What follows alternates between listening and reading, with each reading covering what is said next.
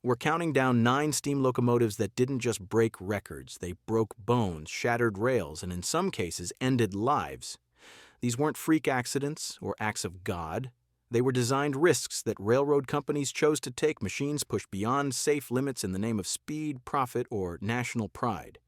Some killed their crews. Others took passengers. One triggered a disaster that claimed over 1,000 souls. Which locomotive tops the list as the deadliest mistake ever put on rails? Let's start at number 9 with a machine that could outrun its own crew's ability to stop it. The Pennsylvania Railroad S1 stretched 140 feet from coupler to coupler, a streamlined Art Deco masterpiece wrapped in smooth steel that promised the future of American passenger service.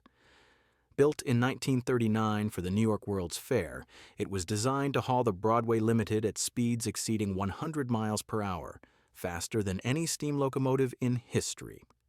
The duplex drive system split 6,900 horsepower between 2 sets of driving wheels, and on paper, this distributed the force more evenly, reduced hammer blow on the rails, and opened the door to sustained, high-speed running that could finally make steam competitive with the diesel electrics waiting in the wings.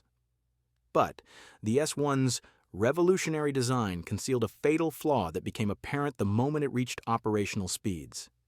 The divided drive meant the front and rear engine sets operated independently, each responding to track conditions on its own. Above 60 miles per hour, the front drivers would suddenly break traction, spinning freely while the rear drivers still gripped the rails. The result wasn't a gentle slip, it was a violent lurch that threw the entire locomotive sideways, a bucking motion so severe that crews described it as riding a wild animal at highway speeds. Engineers braced themselves against the cab walls, knowing that any second the wheels might lose their grip in the machine, would shudder beneath them like something alive and angry. The wheel slip happened without warning. A slight imperfection in the rail, a patch of morning dew, even the surge of steam at the wrong moment could trigger it. When it did, the sudden loss of traction sent shockwaves through the frame, metal screaming against metal as hundreds of tons of locomotive lurched to one side. Crew reports filed with Pennsylvania Railroad Management describe engineers thrown across the cab, bruised ribs from impacts with control levers, and the constant terror of approaching a station at speed, not knowing if the brakes would hold or if the wheels would slip and send the S1 barreling past the platform. A missed signal at 80 miles per hour meant disaster, and the S1's tendency to slip made every high-speed run a gamble with hundreds of lives. The damage extended beyond the cab. Track maintenance crews began finding stress fractures in rails wherever the S1 ran, hairline cracks that radiated from points where the locomotive had slipped. The machine weighed 608,000 pounds, and when those front drivers broke traction at speed, they hammered the rails with forces the track bed was never designed to absorb. The wheel slip created a percussion effect, pounding the same section of rail repeatedly in microseconds, each impact weakening the steel. Inspectors walked the main line after S1 passages and marked damaged sections for replacement, a constant drain on maintenance budgets that grew worse as the locomotive's wheels wore down and the slipping became more frequent. As the wheels lost their precise profile, the problem spiraled. Every 1,000 miles of operation made the next slip more likely, and by 1943, engineers refused to take the S1 above 70 miles per hour, even when schedules demanded it. The machine spent more time in the shops than on the rails, with mechanics desperately trying to true the wheels and restore traction. But the fundamental physics couldn't be fixed. The duplex drive system that made the S1 theoretically superior also made it practically uncontrollable. Pennsylvania Railroad Management knew it. Internal memos discovered decades later show executives writing bluntly about the machine's tendency toward dangerous wheel slip and the impossibility of operating it safely at design speeds. In 1946, after only 4 years of service, the railroad quietly withdrew the S1 from active duty. There was no formal accident report because they caught it before the inevitable disaster struck. But those internal documents tell the real story. One memo stamped confidential and buried in company archives until the 1970s states simply that the machine is unsafe at operational speeds and recommends immediate retirement. The S1 was scrapped in 1949, its revolutionary design erased as if it had never existed. The greatest danger, it turned out, wasn't what could break. It was what couldn't be controlled. Speed without grip meant power without safety. A machine so advanced it outran the ability of its own crews to keep it on the rails.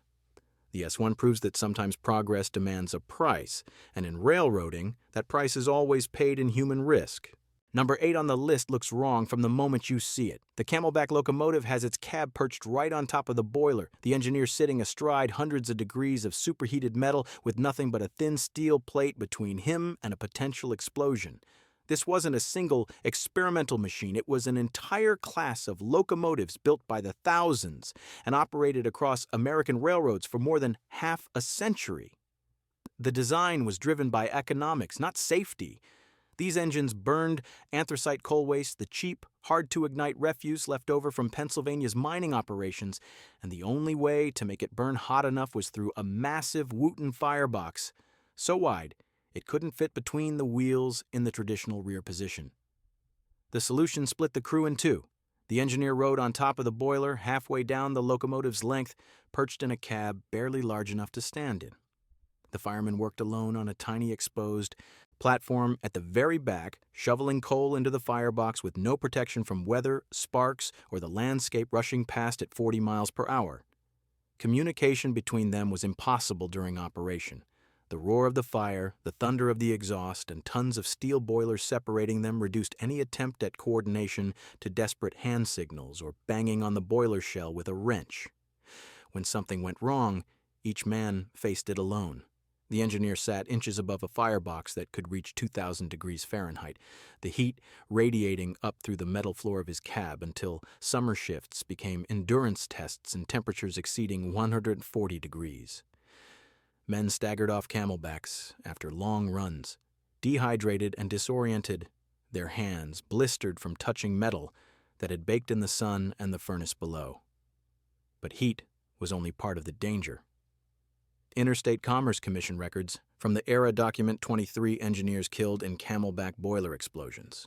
Between 1890 and 1920, men who had no chance to escape when the pressure vessel beneath them failed. The engineer's position meant that when a boiler let go, he was sitting directly on top of the blast. Conventional locomotives gave crews a split second to jump. Camelbacks gave them nothing. The explosions weren't always catastrophic. Sometimes the boiler would develop a crack or a failed stay bolt would give way, releasing a jet of superheated steam directly into the cab. These incidents left engineers with burns across their faces and arms, scalding injuries that ended careers and left men scarred for life. Medical reports from railroad hospitals describe the pattern of injuries unique to camelback crews. Burns concentrate on the upper body and face from steam blasts coming up through the cab floor or erupting from gauge fittings positioned at eye level. Meanwhile, the fireman faced his own gauntlet on that exposed rear platform. With no cab walls to protect him, he was vulnerable to everything the railroad threw at him.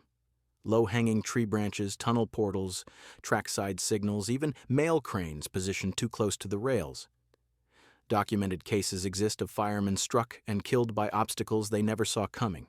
Their attention focused on feeding coal into the firebox while death approached from the side. At least 14 firemen died this way in recorded incidents, knocked off their platforms and crushed beneath the wheels or left broken beside the tracks. The actual number was likely higher, lost in an era when railroad companies didn't always report injuries to workers considered expendable. The sightline problem killed in different ways.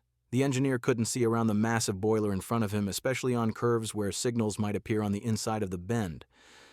Several collisions were directly attributed to camelback engineers missing wayside signals they physically could not see from their elevated perch. The boiler blocked their view, like a wall, and by the time a signal came into sight, it was often too late to stop. Accident investigations from the 1910s and 1920s repeatedly cite obstructed vision as a contributing factor, yet the locomotives kept running. In 1927, the Interstate Commerce Commission finally banned construction of new camelback locomotives, citing unacceptable risk to operating crews. But the ban only applied to new builds. Existing camelbacks continued running for another 2 decades. Their danger grandfathered in because removing them would cost the railroads money.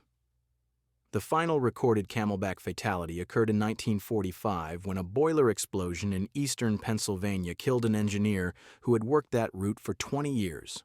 By then, everyone knew the risks. The danger had been documented, studied, and officially condemned, but profit margins from burning cheap coal still outweighed the lives of the men who shoveled it. Total estimated casualties across 5 decades of camelback operation exceed 100 deaths and 300 serious injuries. Railroad companies knew from the beginning. Reports from the early 1880s warned that the design placed crews in untenable positions, but anthracite was cheap and conventional locomotives couldn't burn it efficiently. When profits depend on risk, companies learn to count casualties as operating costs. The camelback's half-century of service proved that danger could be normalized, accepted, and defended as the price of doing business. Number 7 looked like every other freight engine on American rails. The New York Central H-10A Mikado was a standard 282 wheel arrangement, a workhorse design used across the country to haul coal, grain, and manufactured goods. NYC built hundreds of them in the 1920s, and nothing about their appearance suggested danger. But hidden inside the driving wheels was a flaw that would turn routine freight runs into death traps. The problem was counterbalancing. The heavy pistons and connecting rods that drove the wheels needed precise counterweights to keep the locomotive stable at speed. NYC's engineers miscalculated. At speeds above 40 miles per hour, the unbalanced mass created a resonance, a rhythmic vibration that grew stronger with every revolution of the wheels. Crews called it the death wobble. The entire locomotive would shake violently from side to side, the frame twisting as forces built on themselves. Track gauge spread under the oscillation, rails pushed outward by hundreds of tons of metal lurching back and forth. The faster the engine ran, the worse it got. On April 19, 1926, near Forsyth Junction, Montana, an H-10A hit 47 miles per hour on a slight downgrade. The wobble began. The engineer tried to brake, but at that speed, momentum carried the train forward while the locomotive tore itself apart beneath him. The derailment happened at full speed. The engine left the rails, dragging freight cars with it. The engineer, fireman, and 3 passengers in the caboose died in the wreck. The investigation found similar near misses across the entire NYC system. In the 6 months before Forsyth Junction, the railroad had received 17 reports of dangerous oscillation from H-10A crews. Each report described the same terrifying wobble at speeds approaching 50 miles per hour. New York Central's response was to impose speed restrictions, maximum 35 miles per hour for all H-10A locomotives. But enforcement was lax, and schedules demanded speed. Crews faced pressure to make their times or face discipline from management. Between 1927 and 1929, multiple minor derailments followed, each one blamed on track conditions or crew error rather than the fundamental design flaw shaking the locomotives apart. NYC finally recalled the entire class for rebalancing in 1930, 4 years after Forsyth Junction. The modification costs exceeded what it had cost to build the engines in the first place. Some units were scrapped rather than fixed. Beyond Forsyth Junction, at least 8 more deaths occurred in H-10A incidents, with over 40 documented serious injuries. Internal memos discovered years later showed that management knew about the oscillation problem during initial testing, but chose to deploy the locomotives anyway, believing speed limits would prevent disasters. The H-10A proved that the most dangerous locomotives weren't always the exotic experiments. Sometimes they were the everyday machines with invisible flaws, ordinary on the outside but deadly once they started to move. Number 6 was Britain's most powerful passenger locomotive on paper, a post-war symbol of innovation that promised to prove steam could still compete in the diesel age. The British Rail Standard Class 8P, named Duke of Gloucester, rolled out in 1954 equipped with cutting-edge Capriani rotary cam poppet valves, a technology borrowed from aircraft engines that promised precise steam timing and unmatched efficiency. Only one was ever built, a single prototype representing massive investment in untested design. What could go wrong turned out to be everything. The poppet valve system was supposed to revolutionize steam admission using rotating cams instead of traditional valve gear to control exactly when steam entered and left the cylinders. In theory, this meant better fuel economy and more power from every pound of coal. In practice, the valves never worked correctly. The timing was often wrong, admitting steam at incorrect moments in the piston cycle, creating back pressure that could momentarily reverse the direction of force on the connecting rods. Crews described it as the engine fighting itself, a machine at war with its own mechanical systems. The consequences were violent. 3 documented cases exist of connecting rods breaking under the conflicting stresses, massive steel members snapping like twigs when the valve timing went catastrophically wrong. A broken connecting rod at speed becomes a flailing multi-ton whip, and in a 1956 incident, a failed rod punched completely through the cab floor, missing the fireman by inches. Metal fragments from valve failures embedded themselves in the cab walls. Engineers refused to run the Duke above 60 miles per hour, even though it was designed for 90. The machine they didn't trust had already proven it couldn't be trusted, but the poppet valves had another problem beyond timing. They never sealed properly. Constant high-pressure steam leaks filled the cab, creating scalding hazards every moment of operation. Crews worked in protective gear and still suffered burns. The worst incident occurred when a valve exploded under pressure, sending a jet of superheated steam directly into the fireman's arm. Third-degree burns left him permanently disabled, unable to work again. British Railways quietly suppressed the full incident reports, unwilling to publicize the failure of their flagship modern design. The Duke of Gloucester ran for only 8 years before withdrawal in 1962. Parts were scattered, and maintenance logs weren't released until the 1990s. Those documents revealed a pattern of dangerous defects known to management all along. Crews had filed repeated safety complaints. Everyone was dismissed. Post-retirement analysis concluded simply that the locomotive should never have entered service. The Duke of Gloucester represented the danger of pride, a machine pushed into operation before it was proven safe, because admitting failure would cost more than British Rail's reputation could afford. Number 5 was an experiment that should have stayed on the drawing board. Baldwin Locomotive Works built Old Maud in 1916 as a 3-cylinder monster, a 410-0 wheel arrangement with a middle cylinder driving a crank axle buried between the frames. The promise was simple. 3 cylinders instead of 2 meant 50% more power and smoother operation. The Santa Fe Railroad ordered it for mountain freight service over Rayton Pass, believing the extra cylinder would give them the pulling power they needed without the weight penalty of a larger locomotive. What they got instead was a machine that was tearing itself apart from the inside. The middle cylinder created torsional stress that no one had properly calculated. Every piston stroke twisted the frame in ways conventional 2-cylinder designs never experienced. The geometry was fundamentally wrong. As the middle cylinder drove its crank, it applied rotational force through the center of the frame while the outside cylinders pushed from the sides. The frame was being bent, twisted, and stressed in multiple directions simultaneously, and the metal couldn't take it. Cracks appeared within 6 months of operation, not surface fractures, but deep structural failures running through the main frame members. The danger was invisible. Standard inspections couldn't detect the cracks because they were forming inside the frame where no one could see them.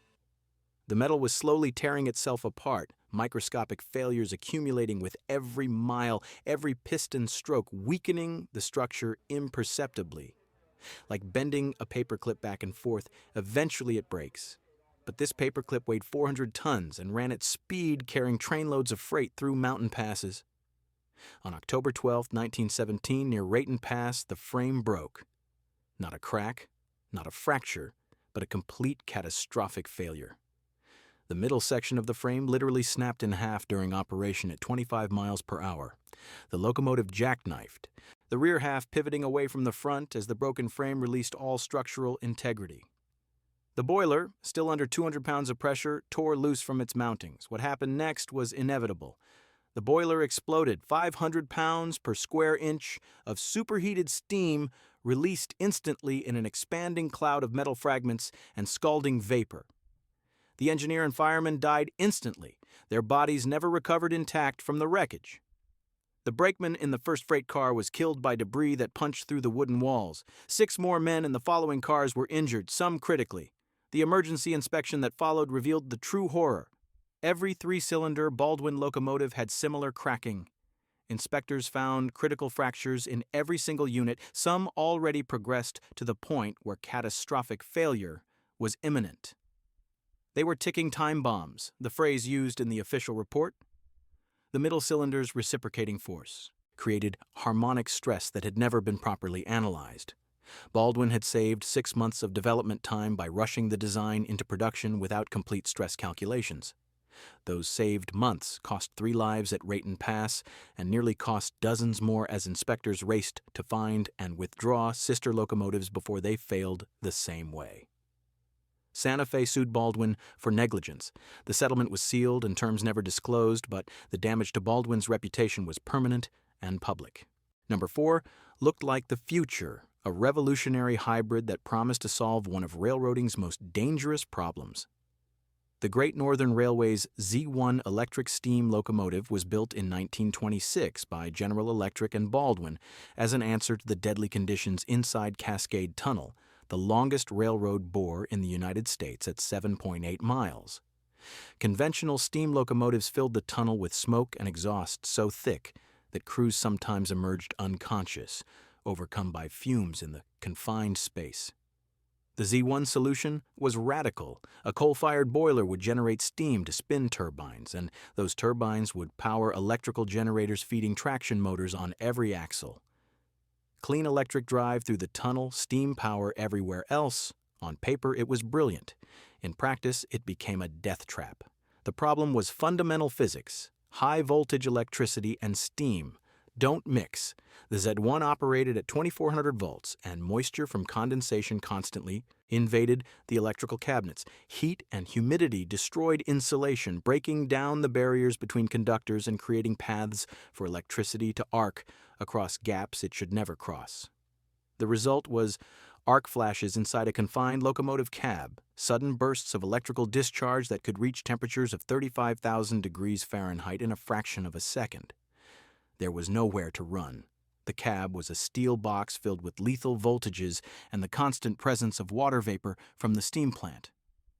The first incident came in June 1926, barely a month after the Z1 entered service. An electrical fire broke out halfway through Cascade Tunnel, with the crew trapped between walls of stone stretching miles in both directions. Emergency protocol called for running through to the far end, but that meant driving a burning locomotive through nearly 4 miles of darkness while flames spread through the electrical systems. The crew made it, choking on smoke and electrical fumes, but the fireman was hospitalized for smoke inhalation. Investigation reports blamed faulty insulation and recommended improvements. The improvements didn't work. December 1926 brought the incident that should have ended the Z1's career. A major electrical explosion tore through the cab during a tunnel run, arcing between generator terminals with enough force to spray molten metal across the interior. The engineer suffered burns across 40% of his body, scalding injuries from superheated metal and electrical plasma that left him scarred and unable to return to work. The investigation this time was more thorough and more damning. Engineers concluded the design was fundamentally unsafe for tunnel operation, that mixing high-voltage systems with the moisture and heat inherent in steam operation created conditions where catastrophic electrical failures were not just possible, but inevitable. Great Northern kept the Z1 running anyway. The locomotive had cost too much to scrap, a massive investment in cutting-edge technology that represented the railroad's commitment to solving the Cascade Tunnel problem. So they implemented new procedures instead of admitting defeat. A second crew member was required on every Z1 run, positioned specifically to evacuate injured personnel if the electrical systems failed again. The policy essentially admitted the locomotive would injure people and simply plan for it, accepting casualties as the price of continuing operations. The electrical degradation accelerated with every trip. Moisture in Cascade Tunnel attacked insulation constantly, each passage through the bore weakening the barriers between conductors. By 1929, arc flashes occurred on nearly every run, small electrical explosions that crews learned to anticipate and brace for. They called the Z1 the electric chair, and engineers drew straws to determine who would have to take it through the tunnel. The alternative was disciplinary action for refusing assignment. So men climbed into that cab knowing the electricity would fail and hoping they wouldn't be standing in the wrong place when it did. The final incident came in May 1930. An electrical fire ignited halfway through Cascade Tunnel, and this time the crew couldn't outrun it. They evacuated into the tunnel itself, abandoning the burning locomotive and walking more than 3 miles through smoke and darkness, feeling their way along the walls while toxic fumes from burning insulation filled their lungs. Both men were hospitalized for respiratory damage that would affect them for the rest of their lives. That was the end. Great Northern finally scrapped the Z1, but only after the tunnel ventilation system had been upgraded in 1929. Conventional steam locomotives could have run safely through the improved tunnel for the entire final year the Z1 operated. The machine had been obsolete before its last injury. Kept in service only because admitting the expensive experiment had failed was harder than continuing to risk the cruise. Total documented injuries reached 12, with 2 men left permanently disabled. No deaths, but only through luck and the heroism of men who walked through hell rather than burn in it. The Z1 showed how the sunk cost fallacy kills, how invested millions make admitting failure feel impossible, and how that impossibility gets measured in damaged lungs and scarred skin. Across all 9 locomotives, one truth emerges that cuts deeper than any individual tragedy. The most dangerous machines weren't born dangerous, they were made dangerous by the choices humans made around them. Pushing speeds beyond safe limits, cutting costs on materials and maintenance, ignoring warnings from the engineers who understood the risks, hiding defects in sealed reports that wouldn't surface for decades. The locomotives themselves were just steel and steam, mechanisms that followed the laws of physics with perfect consistency. What made them killers was the decision to run the S1 at speeds its wheels couldn't grip, to operate camelbacks for 50 years after the danger was proven, to keep the Z1 in service after tunnel ventilation made it obsolete, to load soldiers beyond capacity onto machines with known boiler defects. The locomotives didn't kill people. The decisions did. Every death in this countdown traces back to a moment when someone in authority knew the risk and chose profit, schedule, or pride over human life. That pattern didn't end with steam. It runs through every technological advance, every innovation pushed too far too fast, every warning dismissed as overcautious. Progress demands risk, but these 9 machines prove that the deadliest risk is always the one someone decided was acceptable.